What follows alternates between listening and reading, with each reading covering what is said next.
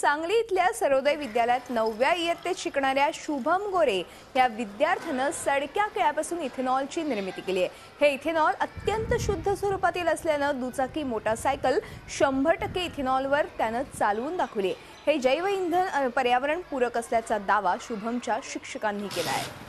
हा प्रयोग आम्ही 2 भागामध्ये केला आहे। भाग 1 मध्ये टाकाऊ केळीपासून इथेनॉलची निर्मिती केली व भाग 2 मध्ये त्या इथेनॉलमध्ये एस्टिन वायू विरघळून जैव इंधन तयार केले।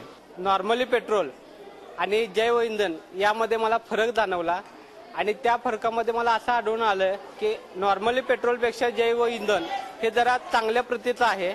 थोडंसं चांगलं वाटतंय मला, कारण जैव इंधनामधून निघणारा जो काही कार्बन आहे तो इतर पेट्रोलपेक्षा कमी प्रमाणात आहे आणि गाडीचं फायरिंग जे आहे ते मला थोडंसं स्मूथ वाटलं। म्हणजे जैव इंधनचा फरक मला जरा चांगल्यापैकी वाटला।